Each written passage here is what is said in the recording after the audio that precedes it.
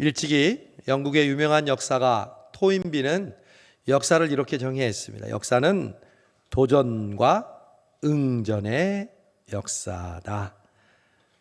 역사가 입장에서 볼 때 인류 사회의 흥망성쇠는 그 사회가 직면한 대내적 도전에 대해 어떻게 응전했는가에 대해서 좌우된다는 것이죠.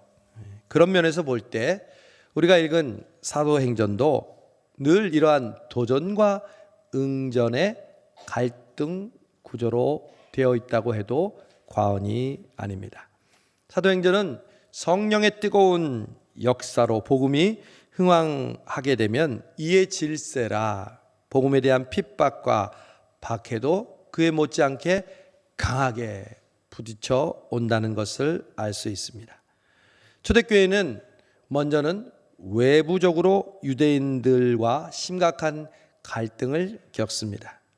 유대인들은 교회를 핍박하고 또한 성도들을 옥에 가두고 또 때리고 심지어 스데반 집사님처럼 돌로 쳐서 죽이기까지 했습니다. 그런데 이러한 외부적인 갈등뿐만 아니라 초대교회는 내부적인 갈등도 있었습니다. 해외파 이방인들 중심으로 한 그리스도인들이 있었고요. 또 오리지널 유대인들 그리스도인들이 있었는데 이 둘이 우리 과부의 구제를 통해서 서로 그 부분에 대해서 피해를 얻고 있다고 해서 서로 분쟁하면서 교회가 반으로 쫙 갈라졌습니다. 뿐만 아닙니다. 교회 내부에 아나니아와 삽비라라고 하는 성도가 교회에 바치겠다고 하는 땅을 약속한 땅을 숨겨 놓아서 그들의 위선이 드러나므로 교회의 갈등이 끊임없이 이어지고 있었습니다. 오늘 본문도 마찬가지입니다. 사도행전 16장은 바울의 1차 전도 여행이 성공적으로 끝난 뒤의 모습입니다. 바울이 선교 활동으로 말미암아 갈라디아 지역에 있는 수많은 지역을 방문해서 이방인들이 예수님을 믿게 되고 교회가 세워지는 놀라운 역사가 일어났습니다. 그러나 이러한 바울의 이방인 선교 활동으로 말미암아 예루살렘 교회는 커다란 갈등의 소용돌이 속에 빠지게 됩니다. 바울이 이방인 선교에 놀라운 열매를 맺고 돌아왔지만 이방인들이 구원을 받으려면 먼저 유대인이 되어야 한다는 것이 그들의 주장이었습니다. 그래서 먼저 율법을 지키고 할례를 받은 뒤에야 그들이 그리스도인들이 될 수 있다고 주장했습니다. 우리는 사도행전을 읽을 때 늘 성령의 놀라운 역사만 주목하고 그것을 읽기가 쉽습니다. 환자가 예수님 시대처럼 고침을 받고 귀신이 쫓겨나가고 기적이 일어납니다. 수천 명이 회개하고 하나님의 나라가 확장됩니다. 그러나 자세히 읽어보면 그 순간마다 교회는 항상 갈등, 도전을 받게 됩니다. 사실 사도행전 15장 말미에도 바울은 아주 심각한 개인적인 갈등을 경험합니다. 바로 다름 아닌 바울과 바나바가 갈등하는 장면입니다. 바울이 인생에 있어서 바울이 되도록 만든 사람은 누가 뭐래도 바나바였습니다.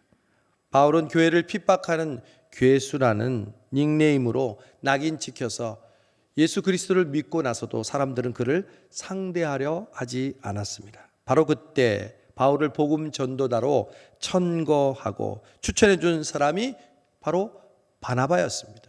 은인 중에 은인이죠. 그 바나바와 바울이 함께 힘을 합쳐 1차 선교여행을 같이 떠났습니다. 그리고 커다란 성과를 거두고 예루살렘 교회로 돌아옵니다. 바울과 바나바는 이제 더 큰 이방인 선교에 대한 꿈을 안고 2차 선교 여행을 시작하기 바로 직전이었습니다. 그런데 이 시점에서 갈등이 생깁니다. 바로 바나바가 1차 전도 여행 때 함께 데려갔다가 중간에 힘들다고 집으로 돌아간 바나바의 생질 조카 마가를 2차 전도 여행 때도 데려가자고 했기 때문입니다. 바울은 그런 썩어빠진 전신 상태를 가진 놈을 어떻게 또 데려가냐며 팀워크가 얼마나 중요한데 극구 반대합니다. 결국 서로의 주장을 굽히지를 않다가 대판 싸우고 끝내는 둘이 갈라섭니다. 아니 어떻게 교회 지도자들끼리 싸울 수가 있습니까? 그것도 성령 충만한 바울과 바나바가 말이죠. 싸우고 만 게 아닙니다.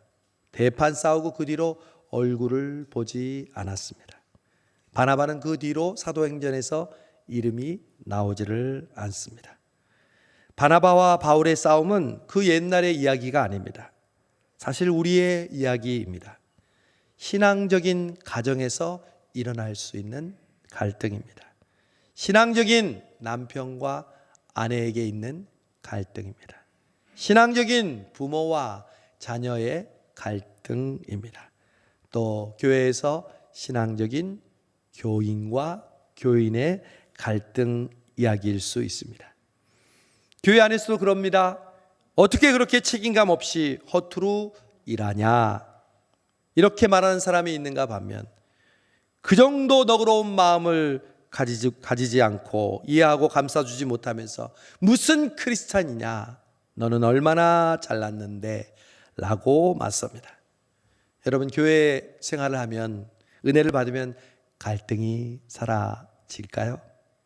공동체가 좋아서 사역을 하고 봉사를 하면 갈등이 눈 녹듯 사라집니까?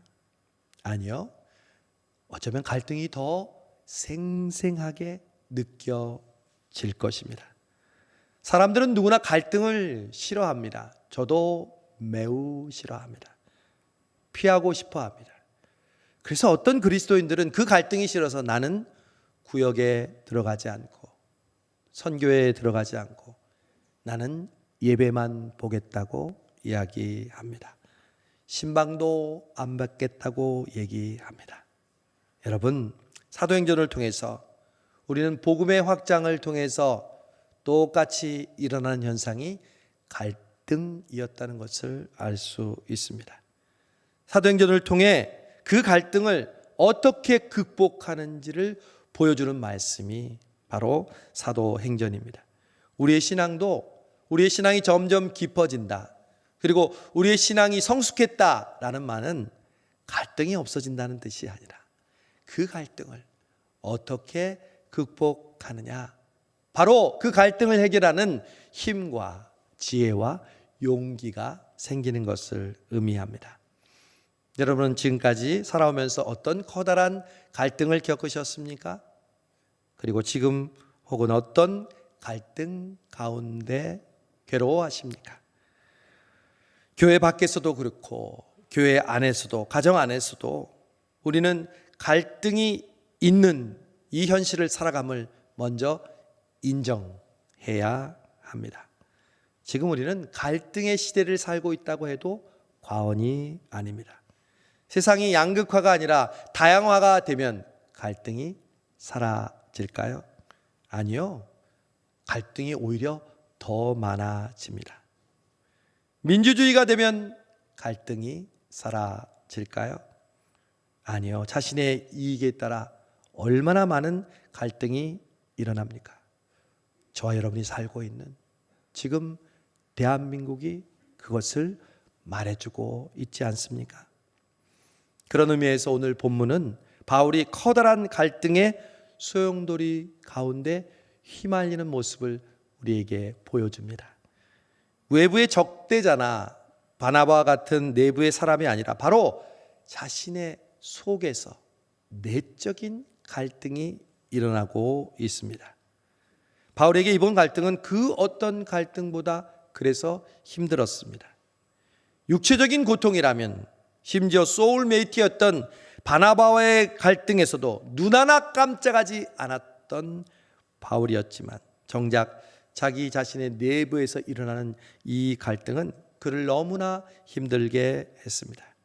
그것은 바로 바울이 자신이 오랫동안 주도 면밀하게 계획했던 선교의 계획을 포기해야 하는 문제였기 때문에 그렇습니다.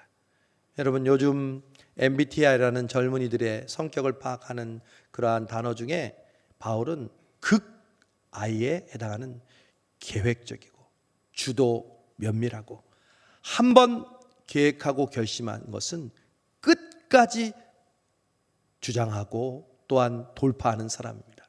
1차 선도 여행 때 갈라디아의 한 도시를 방문했는데 거기서 유대인들이 방해해서 바울을 돌로 쳐서요, 죽은 줄 알고 성 밖으로 내쳤어요.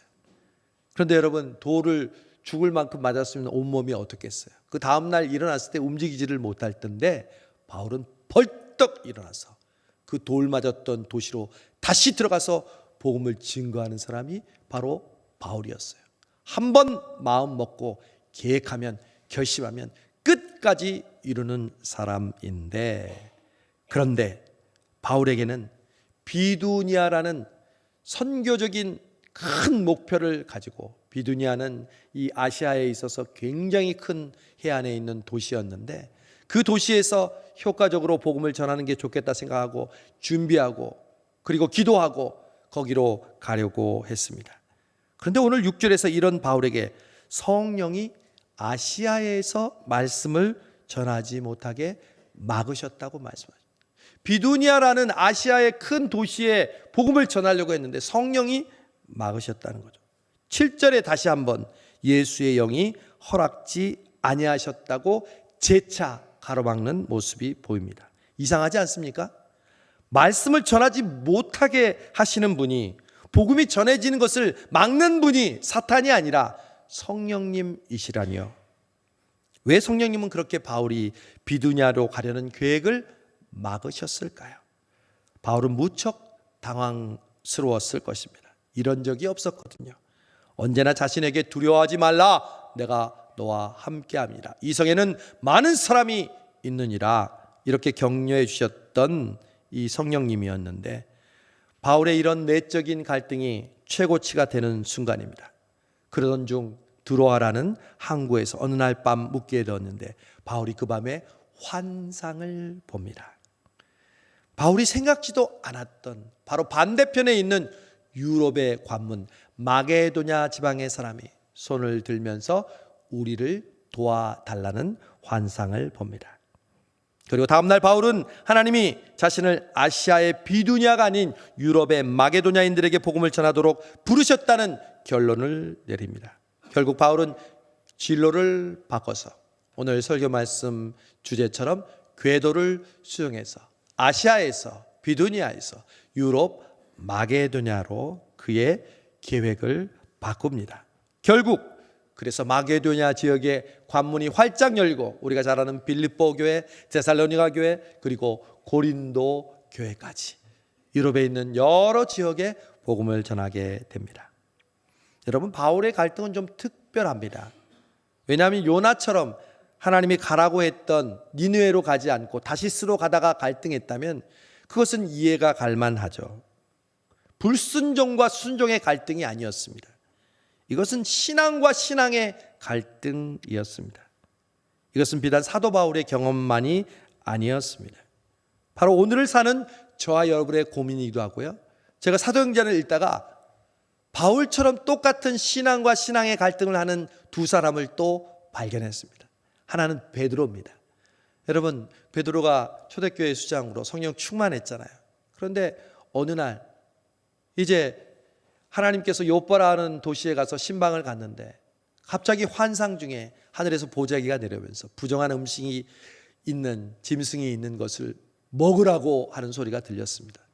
나는 절대 율법을 지키는 사람으로서 그런 부정한 음식을 먹지 않습니다. 2번, 3번 똑같이 그런 환상을 보여주시면서 너는 왜 내가 부정하지 않다고 하는 것을, 거룩하게 한 것을 부정하다고 하느냐. 그때 문을 두드리는 소리가 들리고 고넬료의 종들이 와서 이방인 고넬료의 집으로 베드로를 초대하는 초대를 받습니다. 그리고 베드로는 그때 겉으로는 갈등했지만 성령님의 인도하심으로 이방인의 집을 방문하여 그들에게 복음을 전하고 세례를 줌으로 성령의 충만한 역사가 일어났죠. 또 하나 갈등하는 사람이 있었는데 그 사람은 아나니아라는 제자였습니다. 사울이 예수님을 다메섹에서 만나고 그리고 눈이 어두워서 있는데 이 사울에게 주의 천사가 나타나서 저 직가라는 도시에 사울이라는 청년이 있는데 그에게 가서 안수해라. 갈등이 생겼습니다. 그는 이미 유명했습니다. 예수 믿는 자들을 처단하고 옥에 가두는 우두머리인데요. 아니다. 그는 내가 이방을 위해 세운 나의 그릇이다. 그때 아나니아는 그 갈등을 접고 사울에게 찾아가서 안수하고 형제 사울아 기도하니 그의 눈이 벗겨졌습니다. 여러분 공통점을 아시겠습니까? 바울도 그랬고 베드로도 그랬고 아나니아도 그랬고 신앙적인 일 때문에 갈등을 겪고 있었습니다. 여러분 이 갈등을 해결하는 비결이 무엇일까요? 우리도 우리의 삶 속에서 일어나는 불순종과 순종이 아니라 순종과 순종 사이에서 우리에게 일어나는 갈등을 해결하는 그 해결책이 무엇일까요? 오늘 바울은 우리에게 그 해결책을 가르쳐 줍니다. 바로 9절과 10절에 나오는 단어입니다. 밤에 환상이 바울에게 보이니 10절 바울이 그 환상을 보았을 때 여러분 우리의 갈등을 해결해 주는 것은 한마디로 환상입니다. 우리가 환상을 통해서 그 갈등을 해결할 수 있다는 것이죠. 그러면 어떤 분은 저에게 이야기할 겁니다. 목사님, 환상이 무엇입니까? 이 바울이 보았던 이 환상을 우리도 봐야 한다는 겁니까? 즉 다시 말하면 초자연적인 현상, 에코 섞인 목소리와 희끄무리한 옷을 입은 사람이 나타나서 나에게 말하는 그 소리를 들어야만 갈등이 해결된다면 우리에게는 희망이 없습니다. 여러분 이 환상이란 무슨 뜻일까요? 오늘날의 우리의 환상은 무엇일까요? 제가 영어 성경을 보니까요 이 환상을 뭐라고 번역했냐면 비전이라고 번역을 했습니다. 9절에 밤의 환상이 바울에게 보이기를 During the night, Paul had a vision of a man. 10절에 바울이 이 환상을 본 후에 After Paul had seen the vision, 바울이 비전을 본 뒤에 그의 갈등이 해결됐다는 거죠. 즉 여기서 환상은 우리에게 적용할 수 있는 단어가 바로 비전이라는 단어라는 것을 알 수 있습니다. 요즘은 좀 사그러들었지만 80년대 90년대 초만 해도 우리 현대 크리스찬들에게 가장 인기 있는 단어는 비전이라는 단어였습니다. 그래서 비전이 중요하다는 것을 강조하여서 나름대로 비전 선언문을 교회마다 만들고 그리고 그것을 늘 외우고 외쳤습니다. 또 우리가 잘 아는 비전이라는 찬양도 열심히 불렀습니다. 그러나 유감스럽게도 우리는 그 비전이라는 단어의 홍수 속에 살면서도 진정한 비전의 의미를 깨닫지 못하는 아이러니 가운데 있었습니다. 그 이유는 비전에 대한 올바른 이해가 적용이 우리에게 부족했기 때문입니다. 우리는 비전하면 거창한 목표를 생각합니다. 근사한 목표를 설정해서 그것을 널리 퍼뜨리고 그것을 이루는 것을 떠올립니다. 그러다 보니 비전과 나의 실제 삶은 따로따로 놀 때가 많았습니다. 아나니아에게 비전이란 무엇이었을까요? 사울에게 가는 것이었습니다. 베드로에게 비전은 무엇입니까? 고넬료에게 가는 것이었습니다. 바울에게 비전은 무엇입니까? 마게도냐로 가는 것이었습니다. 그것은 바로 비전이란 우리의 구체적인 삶 속에서 일어나는 현상이라는 것을 우리에게 가르쳐 줍니다. 성령님은 우리에게 비전을 보여주시고 환상을 보여주신다는 것은 우리의 현실 속에서 실천할 수 있는 그 상황을 우리에게 주신다는 것을 의미합니다. 바로 하나님께서 주시는 사람과 기회를 통한 감동을 의미합니다. 그러므로 비전은 내가 정한 막연한 목표나 계획이 아니라 하나님이 순간순간 우리에게 이끄시는 성령의 감동이요 인도하심이라는 것을 알 수 있습니다. 오직 성령의 감동을 받은 사람만이 이 비전을 발견할 수 있습니다. 6절에서 성령이 아시아에서 말씀을 전하지 못하게 하시거늘 7절에 예수의 영이 허락하지 아니하시니라. 이 말은요, 바울이 늘 성령의 감동을 인도를 받고 있었고 늘 성령의 충만을 받았다는 것이죠.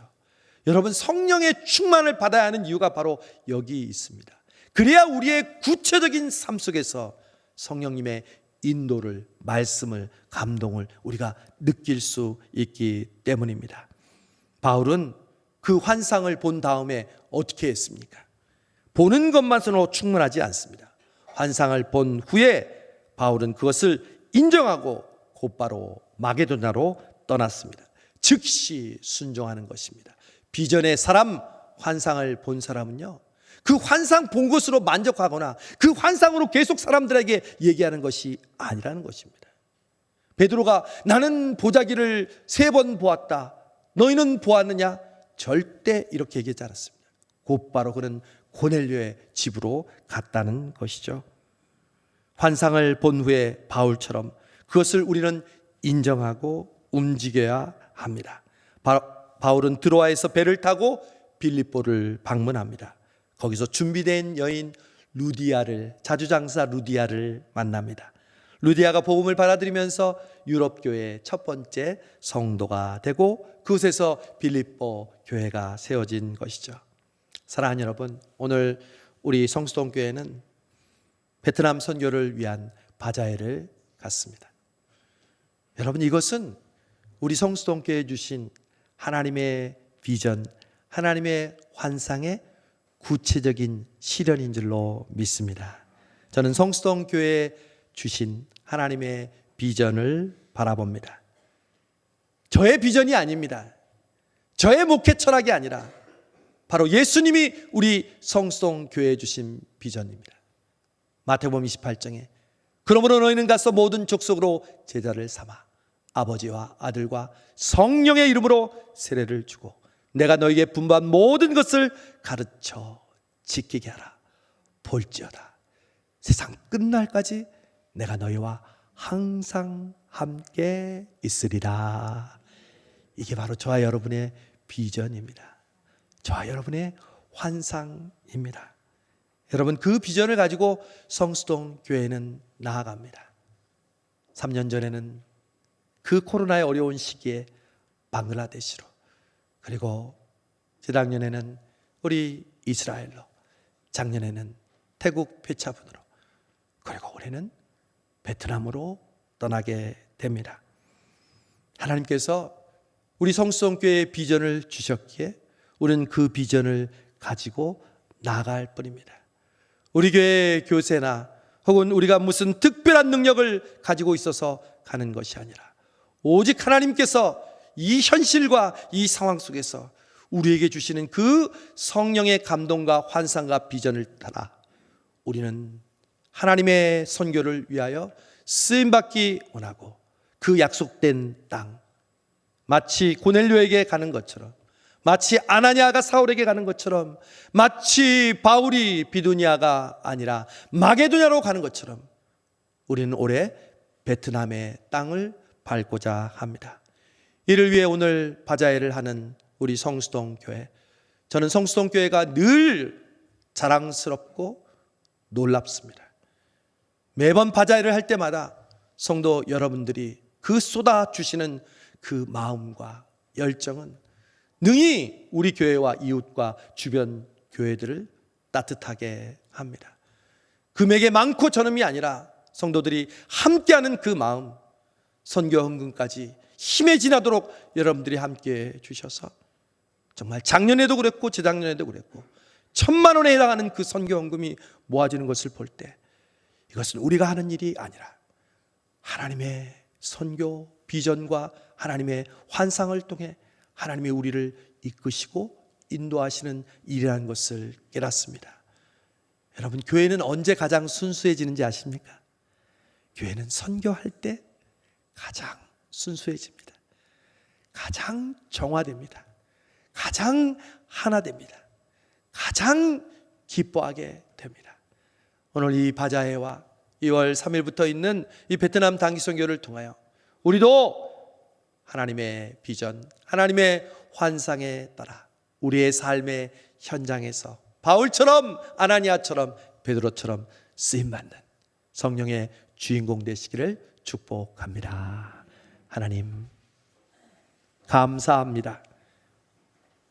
우리가 무엇이 간데 이 성령의 비전과 성령의 환상을 보게 하시고 그 어려운 가운데서도 매년 선교지를 밟게 하시고 이를 위하여 바자회를 개최하게 하시는지, 하나님 오늘도 이 귀한 바울의 경험을 통해서 이 선교 바자회를 통해서 우리에 있는 크고 작은 갈등이 하나님 아버지 사라지게 하시고 오직 하나님께서 우리에게 부어주시는 놀라운 선교의 비전과 환상이 크게 열려 하나님 복음을 땅끝까지 증거하는 우리 성수동 교회 되게 하여 주옵소서. 예수님의 이름으로 감사하며 기도하옵나이다. 아멘.